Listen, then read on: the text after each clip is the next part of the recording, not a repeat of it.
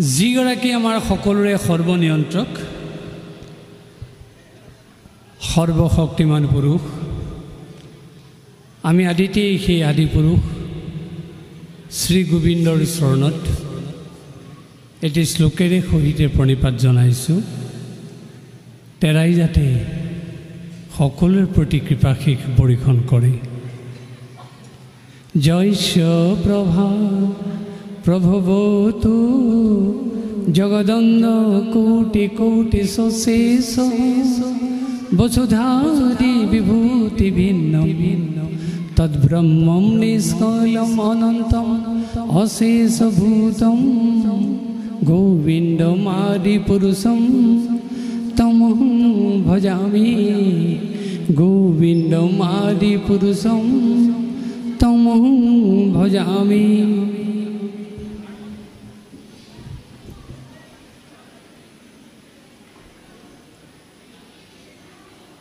শিৱসাগৰ নগৰৰ তেনেই সমীপৱৰ্তী স্থান সুন্দৰপুৰ নগৰ। এই সুন্দৰপুৰ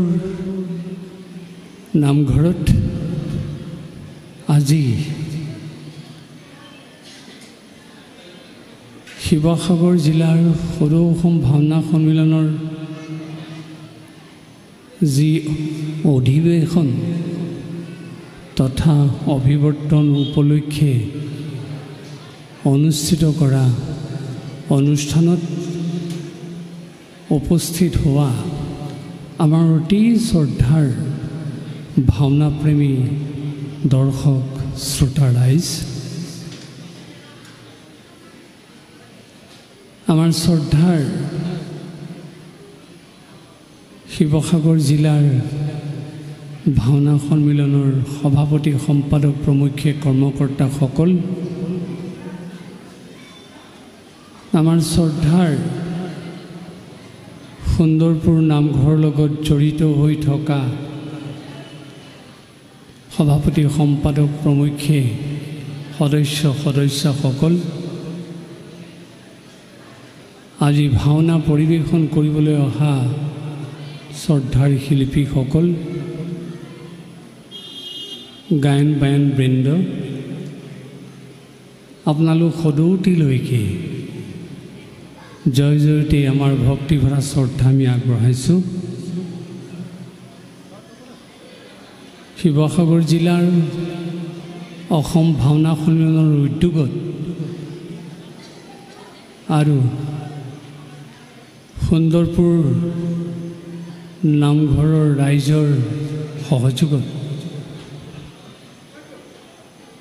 যি এদিনীয়া কাৰ্যসূচীৰে এই অনুষ্ঠানৰ আয়োজন কৰা হৈছে, আমি সঁচাকৈ আজি ইয়াত নিজকে সম্পৃক্ত কৰিবলৈ পাই আমি কৃতাৰ্থ মানিছোঁ।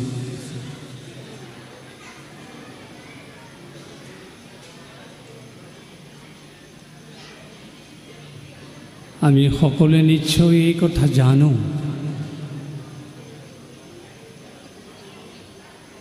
ছটা প্ৰক্ৰিয়াৰে সৃষ্টি আৰম্ভ হৈছে,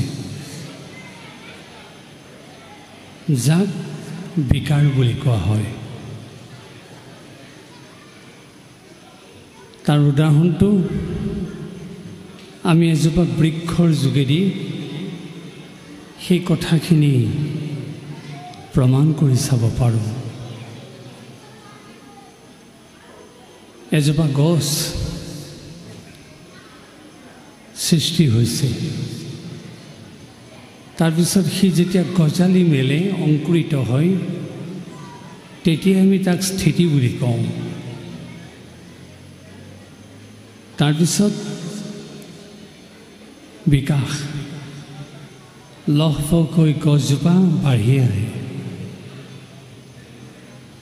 তাৰপিছত পৰিণাম, গছজোপাই হয় ফুল নহয় ফল প্ৰদান কৰে। তাৰপিছত লাহেকৈ গছজোপা লেৰেলি যায়, অৰ্থাৎ অৱক্ষয় আৰম্ভ হয়, আৰু শেষত এদিন গছজোপাৰ পতন ঘটে। এয়াই হৈছে সংসাৰৰ সৃষ্টি প্ৰক্ৰিয়া।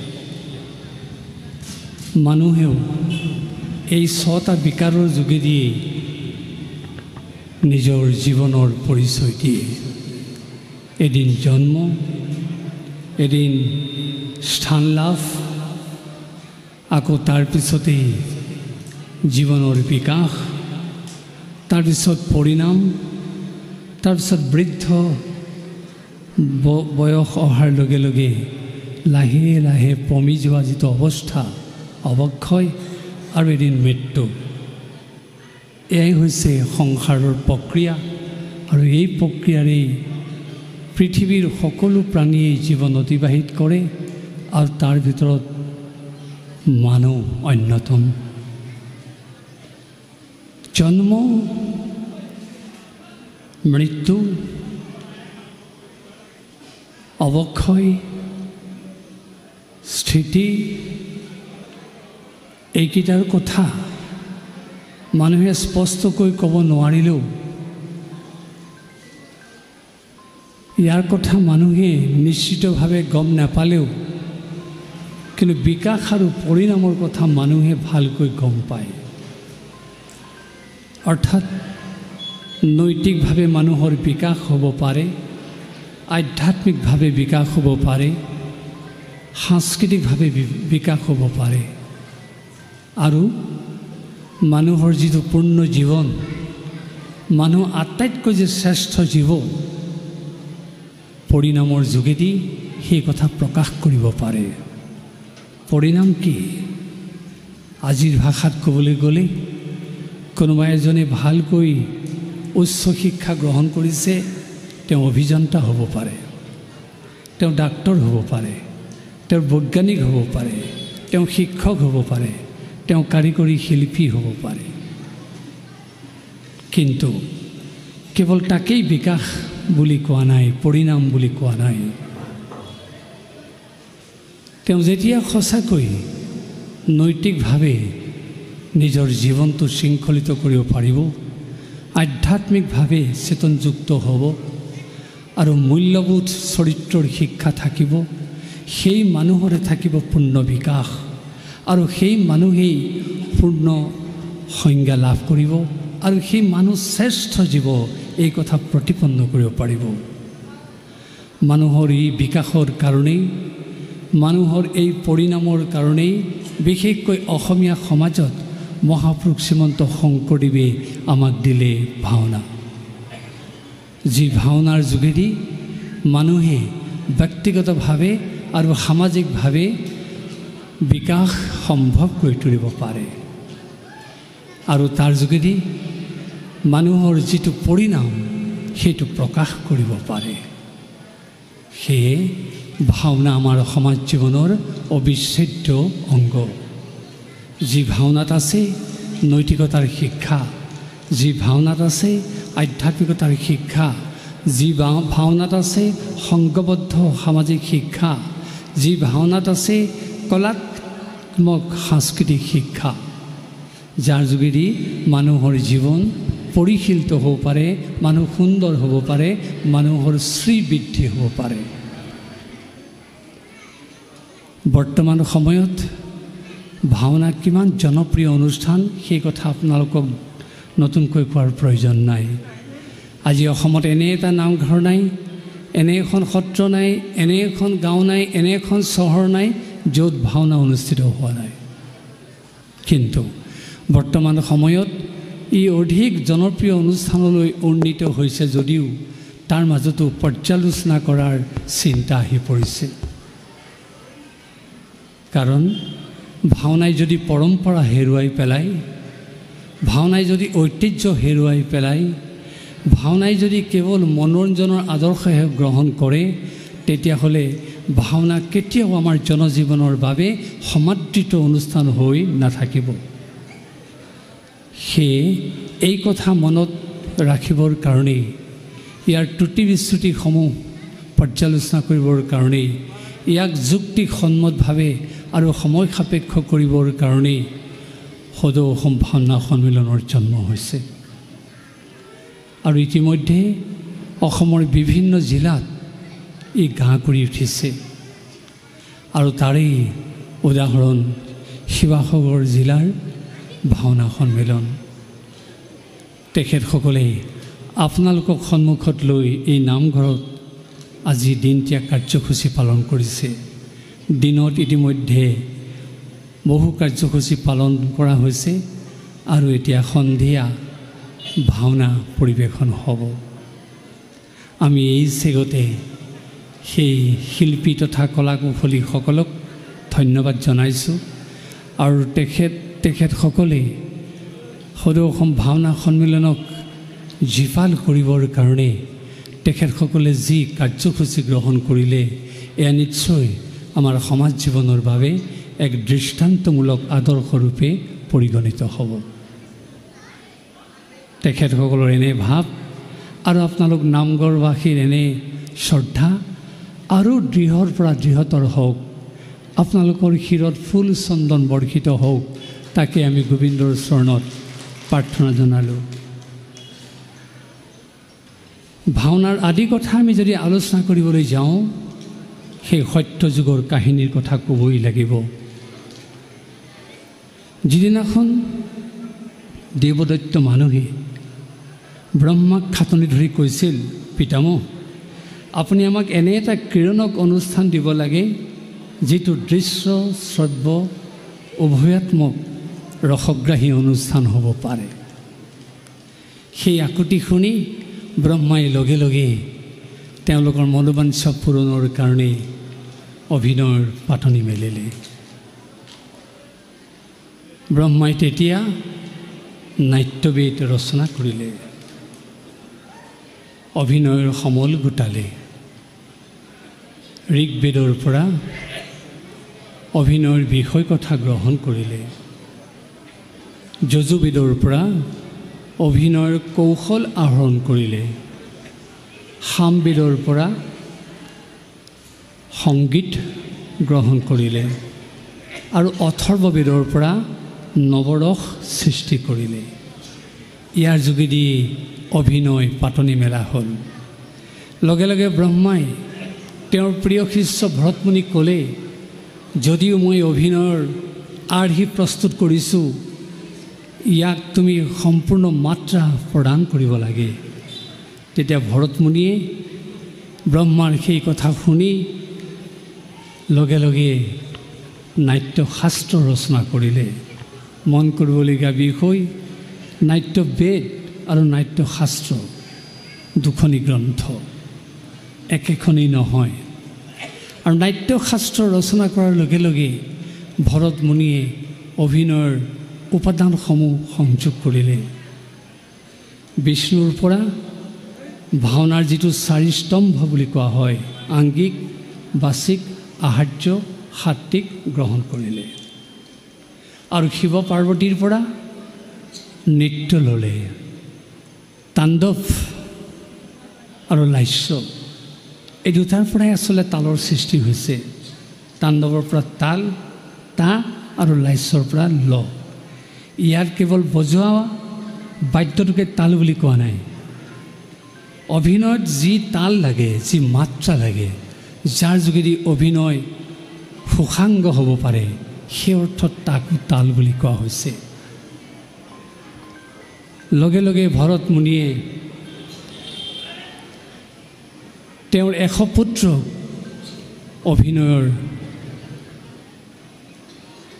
আখৰাৰে পৰিণত কৰিলে আৰু এদিন স্বৰ্গলৈ গ'ল আৰু ইন্দ্ৰৰ বিজয় ধ্বজ অনুষ্ঠানত সেই অভিনয় প্ৰদৰ্শনৰ পাতনি মেলিলে।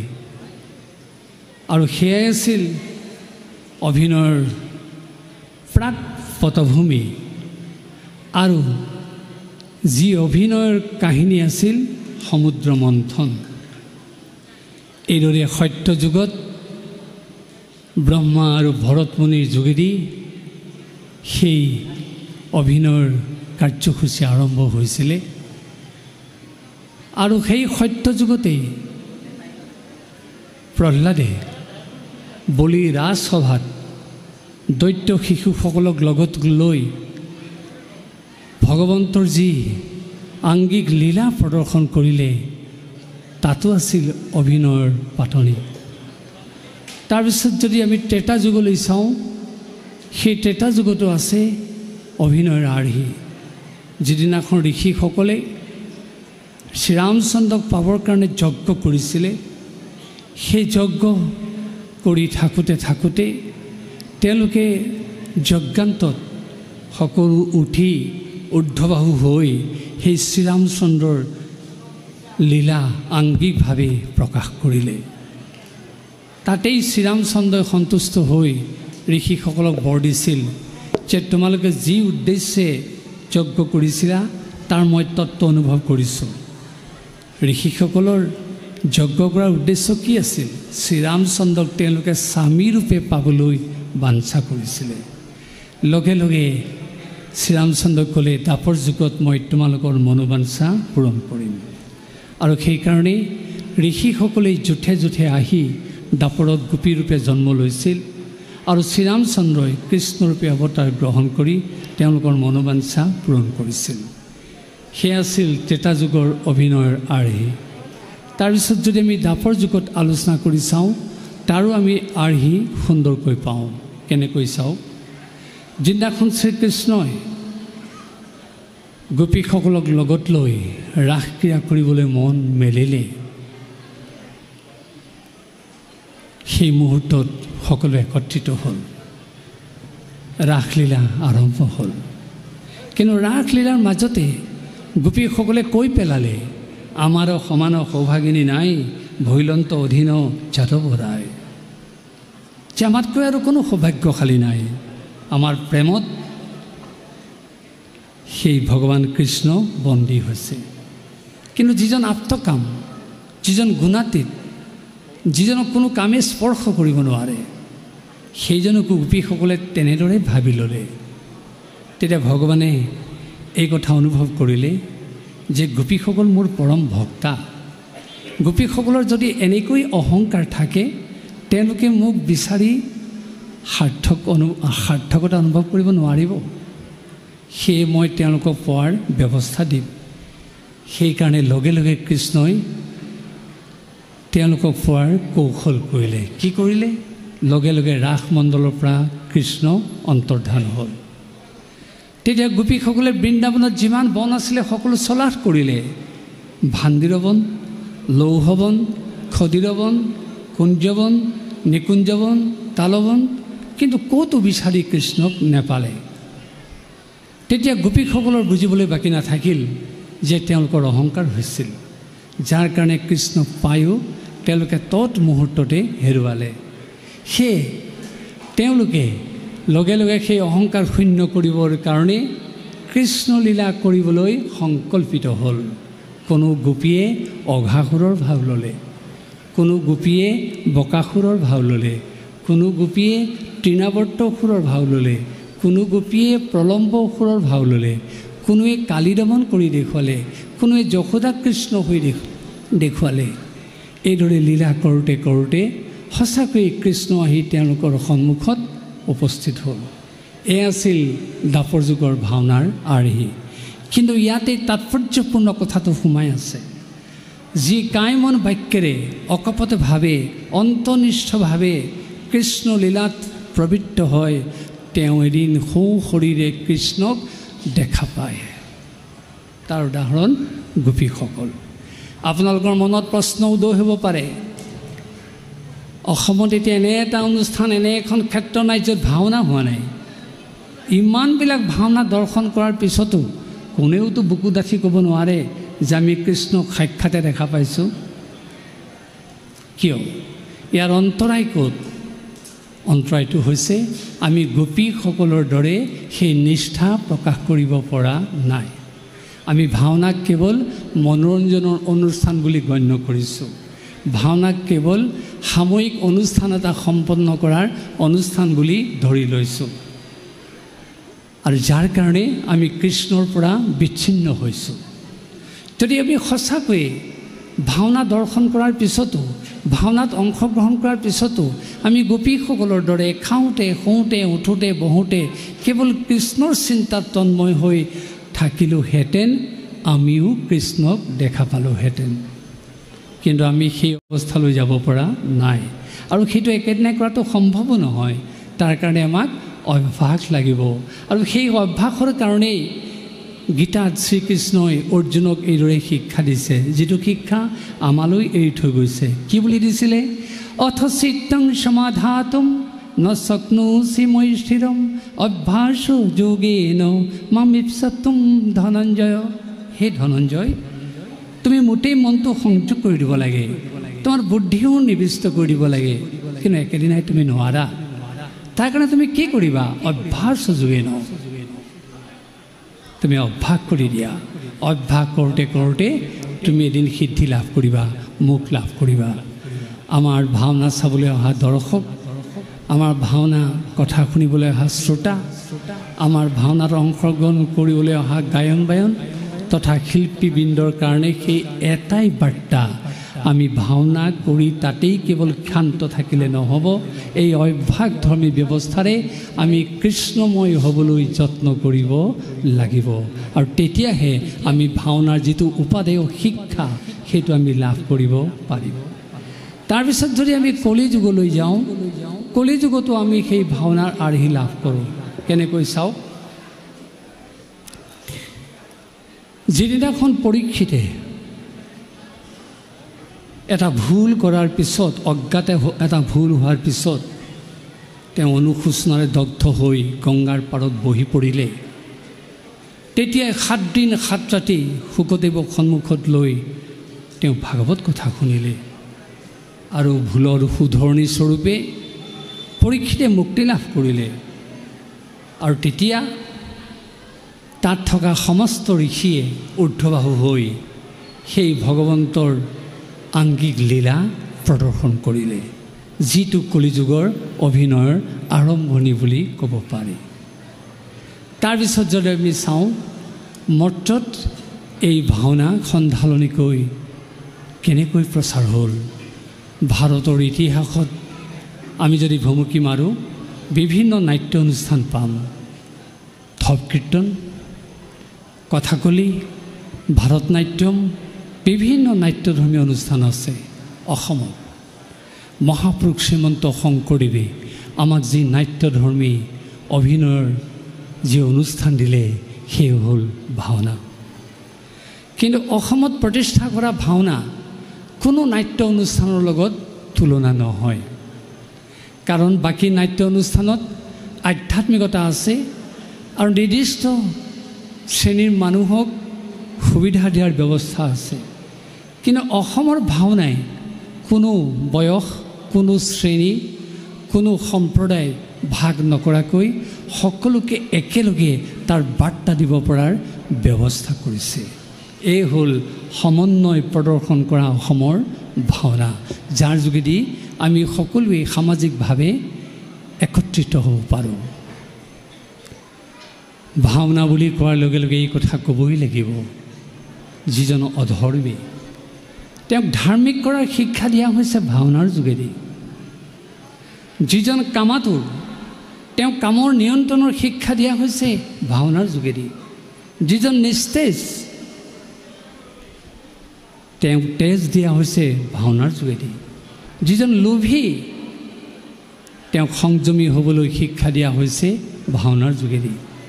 যিজন কেৱল একাত্ম চিন্তাৰ অধিকাৰী, মই মোৰ ভাৱত আচ্ছন্ন, সেইজনক সামূহিক জ্ঞানৰ বাৰ্তা দিয়া হৈছে ভাওনাৰ যোগেদি।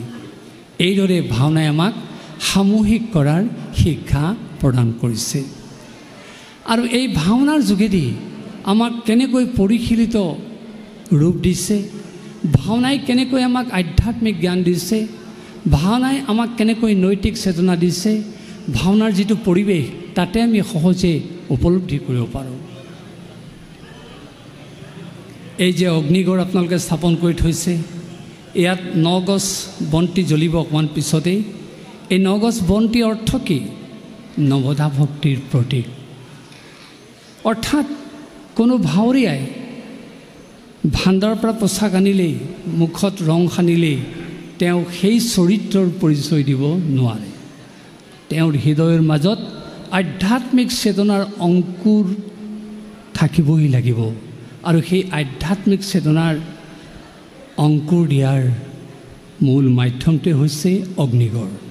এই নৱদা ভক্তিৰে তেওঁক আধ্যাত্মিক চেতনা সঞ্চাৰ কৰি দিয়ে আৰু সেইকাৰণে তেওঁ সাষ্টাংগে সেৱা কৰে। দুৰ্দান্ত চৰিত্ৰৰ ভাৱৰীয়া হ'লেও সেইখিনি সময়ত তেওঁৰ বুকুখন কঁপি উঠে। কিহৰ কাৰণে? এই আধ্যাত্মিক চেতনা থকাৰ বাবে। ঠিক সেইদৰে ভাওনাৰ সমস্ত পৰিৱেশৰ মাজত সোমাই আছে এফালে আধ্যাত্মিক চেতনা, আনফালে নৈতিক শিক্ষা, আনফালে সামাজিক চিন্তা। ভাওনাই আমাক কেনেকৈ পৰিশীলিত ৰূপ দিছে চাওক। এজন দুৰ্দান্ত চৰিত্ৰৰ ভাৱৰীয়া যদি প্ৰৱেশ কৰে, তেওঁ সেই খোলত, তেওঁ সেই তালত প্ৰৱেশ কৰিব সঁচা, কিন্তু তাৰ মাজতে সেই দুৰ্দান্ত চৰিত্ৰটোৰ ৰূপটোৰ মাজত গীতেৰে বোলেৰে তেওঁক নিয়ন্ত্ৰণ কৰা হৈছে। কেনেকৈ এজন দুৰ্দান্ত চৰিত্ৰ ভাওনাত প্ৰৱেশ কৰে গীত তালৰ মাজেদি। আমি যদু দত্তক অকণমান আৰ্হি এটা গাই শুনাবলৈ আহ্বান জনাইছোঁ। আপোনালোকে গীতটো শুনিলে গম পাব যে চাবলৈ গ'লে দুৰ্দান্ত ভাৱৰীয়া, কিন্তু গীত তালৰ যোগেদি তেওঁ কেনেকৈ নিয়ন্ত্ৰিত ৰূপ গ্ৰহণ কৰিব পাৰে। কৃষ্ণ হৰি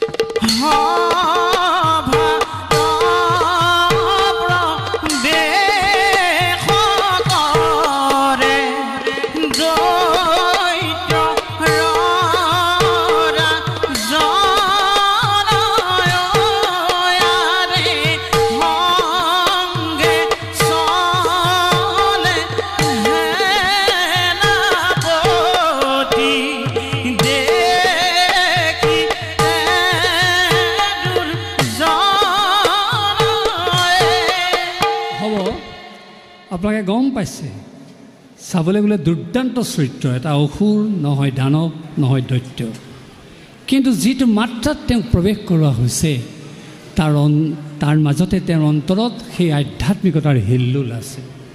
বচনত দুৰ্দান্ত চৰিত্ৰৰ কথা ক'ব পাৰে, কিন্তু অন্তৰৰ মাজত সেই ভাৱ সঞ্চাৰিত হৈছে। গীতটোৱে তাকেই কৈছে, তালটোৱে তাকেই কৈছে, আৰু তেওঁক প্ৰৱেশ কৰোৱা হৈছে হৰিধ্বনিৰ মাজত, অ' হৰি অ' ৰাম। কিন্তু বহুতে একেটাকে কয়, অ' হৰি অ' হৰি অ' ৰাম অ' ৰাম। শুদ্ধ নহয়, কাৰণ ধ্বনি প্ৰতিধ্বনি থাকিবই লাগিব। জয়ধ্বনি, জয়ধ্বনি আৰু বিজয়ধ্বনি থাকিবই লাগিব। সেয়াহে ভগৱন্তৰ ধ্বনি বুলি কোৱা হৈছে। আৰু সেইকাৰণে আমাৰ ভাওনাত হ্ৰস্ব কৰি, আচলতে জয় ৰাম বোলা জয় হৰি বোলা, কিন্তু হ্ৰস্ব কৰি অ' ৰাম অ' হৰি কোৱা হৈছে। তাতেই আছে আধ্যাত্মিকতাৰ বাৰ্তা। ঠিক তেনেকৈ ভাওনাত এজন চৰিত্ৰৰ খং উঠে, তেওঁ উগ্ৰভাৱ প্ৰকাশ কৰে বা দুজনৰ মাজত যুদ্ধ লাগে, কিন্তু যুদ্ধ কৰোঁতেও তেওঁলোকে পোনে পোনে অস্ত্ৰৰে আঘাত নকৰে, বোলৰ মাজেৰে, গীতৰ মাজেৰে যুদ্ধ কৰে। আৰু সাধাৰণতে আমাৰ সত্ৰীয়া যুদ্ধবিলাক নাচ প্ৰধান। আজিকালি কিন্তু গাঁৱত এটা বা দুটা তালতেই যুদ্ধ কৰা হৈছে, কিন্তু নাচটো তাত সম্পৃক্ত কৰা হোৱা নাই।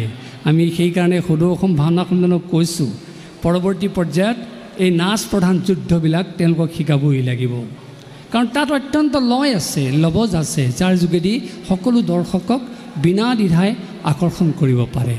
আৰু আজিকালি দেখা গৈছে প্ৰতিযোগিতাৰ ভাওনাত বা সমাৰোহৰ ভাওনাত এখন বা দুখন তালতেই সকলো যুদ্ধ কৰা হৈছে, কিন্তু নহয়। গদা যুদ্ধৰ তাল বেলেগ, ধনুযুদ্ধৰ তাল বেলেগ, শূল ত্ৰিশূল মুখলৰ তাল বেলেগ, বোল বেলেগ, অস্ত্ৰ তৰোৱালৰ তাল বোল বেলেগ।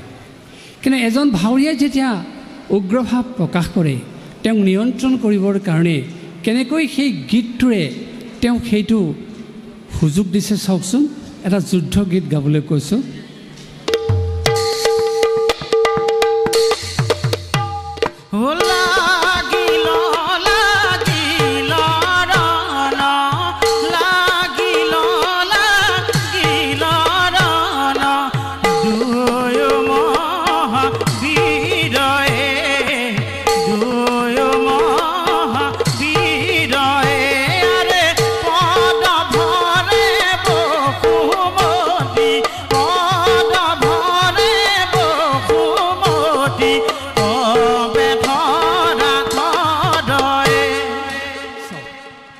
যুদ্ধ কৰিছে, কিন্তু খং ভাৱটো তাৰ মাজতে নিয়ন্ত্ৰণ কৰিবৰ কাৰণে সেই যুদ্ধৰ পয়াৰটোৰে বোলেৰে তেওঁক বাৰ্তা দিছে।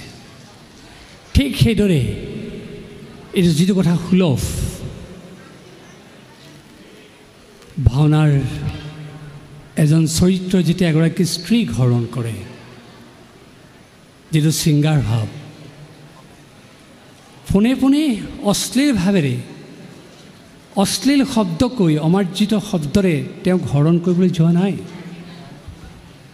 তাত যিদৰে পৰিমাৰ্জিত ভাৱেৰে তেওঁক হৰণ কৰিবলৈ চেষ্টা কৰিছে, তাতেই সেই বেলোৱা ৰাগৰ ৰূপক তালৰ গীতটোৱে সেইটো কথাৰ বাৰ্তা দিছে। আৰু তাৰ লগে লগে স্ত্ৰীগৰাকীয়ে সাৰিবৰ কাৰণে ভূপালীৰ আগত সেই একেখন তালতে যিটো গীত জুৰিছে, তাতেই আছে শৃংগাৰসৰ নিয়ন্ত্ৰণৰ বাৰ্তা। এফাকে গাই দিয়ক।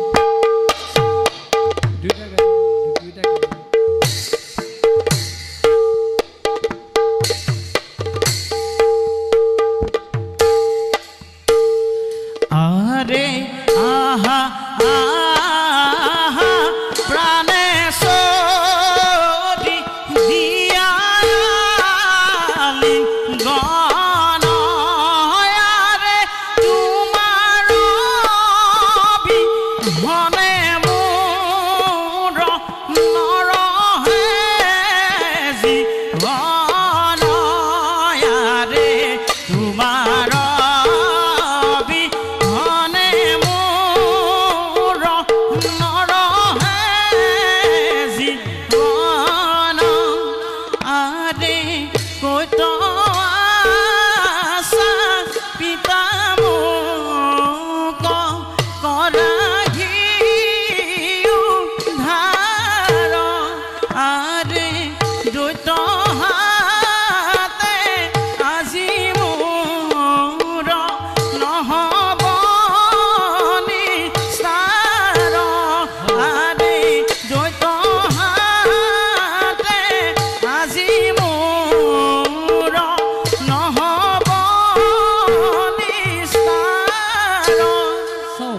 শৃংগাৰস, কিন্তু তাক কেনেকৈ নিয়ন্ত্ৰিত ৰূপ দিয়া হৈছে এয়া সহজে অনুমেয়। ঠিক তেনেকৈ ভাওনাত ভাৱৰীয়াই দুখ কৰে, ক্ৰন্দন কৰে, তাক বিলাপৰ যোগেদি নিয়ন্ত্ৰিত কৰাৰ শিক্ষা দিয়া হৈছে। যেনে একাৱলী, মুক্তাৱলী, বৃন্দাৱলী, পীতাম্বৰী, জোনা, লেছাৰী, এইবিলাক বিলাপৰ যোগেদিহে ভাৱৰীয়াই দুখ প্ৰকাশ কৰিব পাৰে। হাও হাওকৈ কান্দি নিদিয়ে, আৰু যি দুখ কৰে তাৰ মাজতে সেই বিলাপৰ মাধ্যমেৰে তেওঁক নিয়ন্ত্ৰণ কৰাৰ বাৰ্তা দিয়া হৈছে। চাওক, এটা বিলাপ গাই দিয়ক।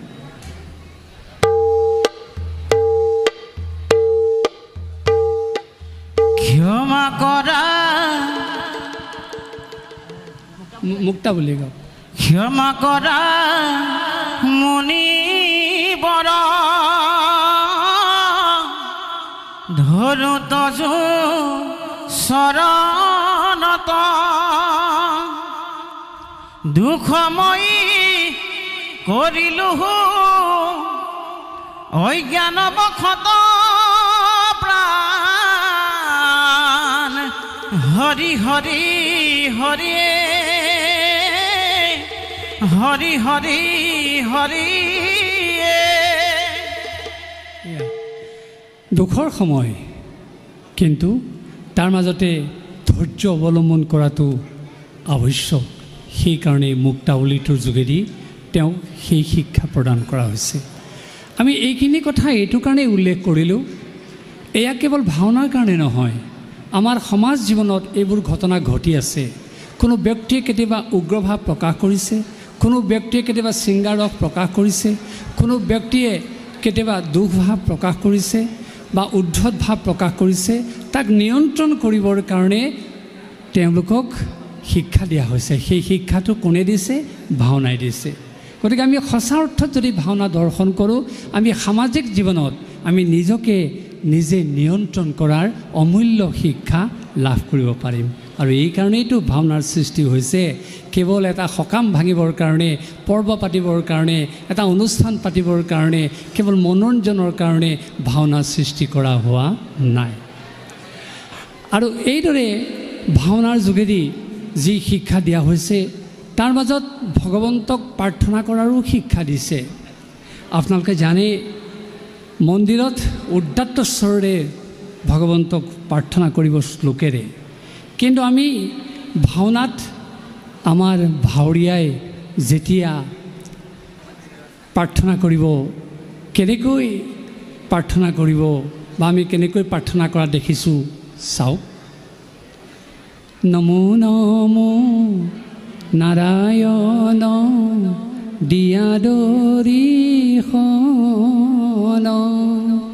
তোমাৰ চৰণে মই কৰোঁ বন্দন। চাওকচোন কিমান বিনীতভাৱেৰে প্ৰাৰ্থনা কৰিবলৈ কৈছে। কিন্তু মন্দিৰত আমি আকৌ কৈছোঁ, দেৱালত যেতিয়া উপাসনা কৰে উদাত্ত স্বৰে সেই শ্লোক গাব, কিন্তু ভাওনাত দৈত্য হওক, দানৱ হওক, ঋষি হওক, মুনি হওক, ৰজা হওক, বীৰ হওক, যি চৰিত্ৰই ভগৱন্তক তেওঁ প্ৰাৰ্থনা কৰিব বিনয় স্বৰেৰেহে প্ৰাৰ্থনা কৰিব। তাৰ মাজেদি সেই শিক্ষা দিয়া হৈছে। আমাৰ কিন্তু সত্ৰ অনুষ্ঠানত ভগৱন্তক প্ৰাৰ্থনা কৰাৰ সেই বিনয়ী স্বৰটো অলপ বেলেগ। যেনে নাথ হৰে দেহি মে শ্ৰী চৰণে শৰণং। আমাৰ ভীষ্ম সৰসজ্জা নাটকত ভীষ্মই কৃষ্ণৰ চৰণত যেতিয়া আশ্ৰয় বিচাৰিছিল, তেতিয়াই সেই ভীষ্মই সেই স্তুতিৰে তেওঁক প্ৰাৰ্থনা কৰিছিল। অৰ্থাৎ য'ত বিনয়ী স্বৰ সোমাই আছে, সেয়ে আমি ক'ব খোজোঁ ভাওনা এনে অনুষ্ঠান আমাক নিয়ন্ত্ৰিত ৰূপ প্ৰদান কৰিব পাৰে, সামাজিক জীৱনৰ সমস্ত শিক্ষা প্ৰদান কৰিব পাৰে। আৰু এই ভাওনাত আৰ্থিক সচ্ছলতাৰ কথা সোমাই আছে, এই ভাওনাত সম্প্ৰীতিৰ কথা সোমাই আছে, এই ভাওনাত মহা সমন্বয়ৰ বাৰ্তা সোমাই আছে। কাৰণ যি ভাওনাত পণ্ডিত বহি থাকিব পাৰে, দ্বিজ বহি থাকিব পাৰে, নিৰক্ষৰ সাক্ষৰ বহি থাকিব পাৰে, সকলোৱে একেলগে যেতিয়া সুদীৰ্ঘ সময় ধৰি ভাওনাখন উপভোগ কৰে, তাতেই থাকে সমন্বয়ৰ বাৰ্তা। আৰু সেই ভাওনাই নিৰক্ষৰজনক কেনেকৈ সাক্ষৰ প্ৰদান কৰিছে চাওক। সৌখিদিনাখনলৈকে আমাৰ সত্ৰত তেনে বৈষ্ণৱ আছিলে। এজন বৈষ্ণৱে আখৰ চিনি নাপায়, কিন্তু 200 বচন তেওঁ সুন্দৰকৈ মুখস্থ কৰিব পাৰে, যিটো আপোনালোকে বচনৰ কোট বুলি কয়। আমি তাৰ কথা বুলি কওঁ, বচন বুলি কওঁ। কিয় এইটো সম্ভৱ হ'ল? তেওঁ স্কুললৈ যোৱা নাই, তেওঁ ক খ ম ম পঢ়া নাই, কিন্তু ভাওনাৰ বচন দিয়াৰ লগে লগে ইমান দীঘল বচন তেওঁ গাব পাৰে। শ্ৰদ্ধা, ভাওনাৰ প্ৰতি থকা অনুধাৱন প্ৰক্ৰিয়া আৰু ভাওনা কি বস্তু তাক তেওঁ সুন্দৰকৈ উপলব্ধি কৰিছে, আৰু সেইকাৰণে তেওঁ ইমান দীঘলীয়া বচন মুখস্থ কৰিব পাৰে। আৰু এই ভাওনাই প্ৰকৃতাৰ্থত এসময়ত আমাৰ নিৰক্ষৰজনক শিক্ষা দিছিল। কাৰণ ভাওনাত অৱতীৰ্ণ হোৱাৰ লগে লগে তেওঁ সলসলীয়াকৈ নাম গাব পাৰে, পদ গাব পাৰে, ভতিমা গাব পাৰে, তোতৈ গাব পাৰে, চপৈ গাব পাৰে, স্তোত্ৰ গাব পাৰে, সকলো গীত মাত গাব পাৰে। সেয়ে ভাওনা আমাৰ শিক্ষাৰ মূল আলয়। আজি আমি আধুনিক পৰিৱেশত ডাঙৰ দীঘল হৈছোঁ, ইয়াৰ আমি পৰিৱৰ্তিত ৰূপ গ্ৰহণ কৰিমেই, কিন্তু মূল ঐতিহ্য আৰু পৰম্পৰাক অক্ষুণ্ণ ৰাখি আমি যদি পৰিৱৰ্তিত ৰূপ গ্ৰহণ কৰোঁ, সেই ভাওনাই আমাক যুগে যুগে সহায় কৰিব। আৰু আপোনালোকক বেছি কথা কৈ ব্যতিব্যস্ত নকৰোঁ। আপোনালোকে ভাওনা চাবৰ কাৰণে অধিক হেঁপাহেৰে বাট চাই আছে। শেষত আমি সেই ভাওনাৰ অমৃতময় শ্লোকটিৰে আমাৰ কথাখিনি আমি সামৰিবলৈ লৈছোঁ। যেষাং শ্ৰীমজ্জসূদাসুতপদকমলে নাস্তি ভক্তি নৰানাম, যেষাং আবিৰকন্যা প্ৰিয় গুণকথনে নানুৰক্তাৰসজ্ঞা, যেষাং শ্ৰীকৃষ্ণ লীলা ললিতা নিষাদনৈব কৰ্ণ ধিগতাং ধিগতাং ধিগেতাং কথয়তি নিয়তং কীৰ্তনস্তু মৃদংগঃ। অৰ্থাৎ যিসকলে যশোদাৰ পুত্ৰৰ চৰণ কমলত ভক্তি নাৰাখে, যিসকলে আভিৰ কন্যা অৰ্থাৎ গোপীসকলৰ কথাত মনোযোগ নিদিয়ে, যিসকলে শ্ৰীকৃষ্ণৰ লীলা কথা সাদৰেৰে শ্ৰৱণ নকৰে, তেওঁলোকৰ জীৱনটোক ধিক্কাৰ দিয়া হৈছে। কোনে দিছে? খোলে মৃদংগৰ বোলেৰে শত ধিক্কাৰ দিয়া হৈছে। সেইকাৰণে কোৱা হৈছে কৃষ্ণ ভক্তিহীন জীৱন এডাল জগা কাঠৰ দৰে। আমি কোনেও জগা কাঠ হ'বলৈ নিবিচাৰোঁ। আপোনালোকে জানে নৈত দুটা ধৰ্মী কাঠ উঠি আহে, এটা ক'লা কেটেপা আৰু এটা সুন্দৰ ৰঙৰ কাঠ। ক'লা কেটেপা কাঠটোৱে হৈছে জগা কাঠ, যিটো নৈপৰীয়া মানুহে চিনি পায় আৰু ঘৰলৈ লৈ আহে। তাক পুৰি পুৰি মাত্ৰ এটা সাধাৰণ দিয়ে, তাৰ পৰা একো কৰিব নোৱাৰে। কিন্তু একেখন নৈতে উটি অহা সেই মূল্যৱান কাঠডাল যদি ঘৰলৈ লৈ আহে, তাৰ পৰা মূল্যৱান সম্পদ ৰচনা কৰিব পাৰে। এয়াই হৈছে মানুহৰ জীৱন। যি সঁচাকৈ ভগৱত ভক্তিত নিমগ্ন নহ'ব, যি নিজকে সমৰ্পণ নকৰিব, তেওঁৰ জীৱনটো এডাল জগা কাঠৰ দৰে পৰিগণিত হ'ব। তেওঁ কেতিয়াও মূল্যৱান কাঠলৈ ৰূপান্তৰিত হ'ব নোৱাৰে। সেয়ে আমি আজি ভাওনাৰ যোগেদি সংকল্প ল'ব লাগিব, আমি সকলোৱে মূল্যৱান সম্পদলৈ ৰূপান্তৰিত হ'ম। তাৰমানে আমাৰ হৃদয়ত কোহে কোহে সেই ভক্তিভাৱ সঞ্চিত হৈ থাকিব। শেষত যদু দত্তক আৰু এটি শ্লোক বা এটি গীতেৰে আমি সামৰি দিবলৈ কৈছোঁ।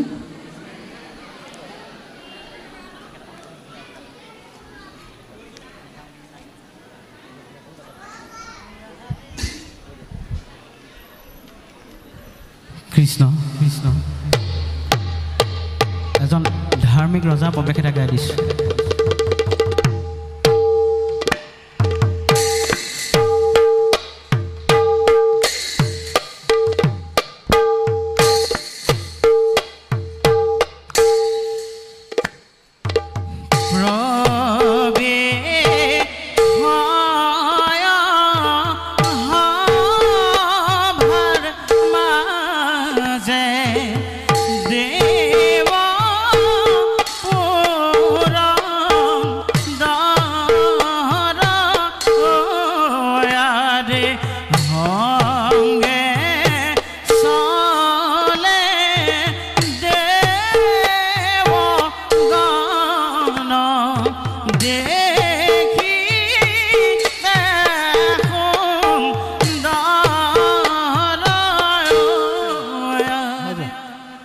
আমি আশা কৰিছোঁ আপোনালোকৰ এই সুন্দৰপুৰ নামঘৰত আজি শিৱসাগৰ জিলাৰ সৰু অসম ভাওনা সন্মিলনে যি দিনতীয়া কাৰ্যসূচী গ্ৰহণ কৰিলে আৰু ভাওনা প্ৰদৰ্শনৰ ব্যৱস্থা কৰিছে, এয়া গতানুগতিক অনুষ্ঠান নহয়। আপোনালোকে এই অনুষ্ঠানৰ পৰা প্ৰকৃত ভাওনাৰ বাৰ্তা সকলোৱে গ্ৰহণ কৰিব আৰু প্ৰত্যেকৰ ঘৰলৈ লৈ যাব। তেতিয়া দেখিব অসূয়া প্ৰীতি নোহোৱা হ'ব, আত্মকেন্দ্ৰিক ভাৱ নোহোৱা হ'ব, অসুৰ দৈত্য দানৱৰ স্বভাৱ নোহোৱা হ'ব। আমি সকলোৱে কেৱল শান্তি শান্তি শান্তি অনুভৱ কৰিম। এনে আশাৰে এনে বাঞ্ছাৰে আপোনালোক সকলোলৈকে পুনৰবাৰ শ্ৰদ্ধা আগবঢ়াই আমাৰ এইখিনি কথাৰেই আজি এই দুখনকৈ ভাওনা প্ৰদৰ্শন কৰিব লগা অনুষ্ঠানটি আনুষ্ঠানিকভাৱে শুভ উদ্বোধন কৰা হৈছে বুলি আমি ঘোষণা কৰিছোঁ। সৰ্বে ভৱন্তু সুখিনঃ, সৰ্বে সন্তু নিৰাময়া, সৰ্বে ভদ্ৰাণি পশ্যন্তু, মা কশ্চিৎ দুঃখভাগ ভৱেৎ। নমস্কাৰ।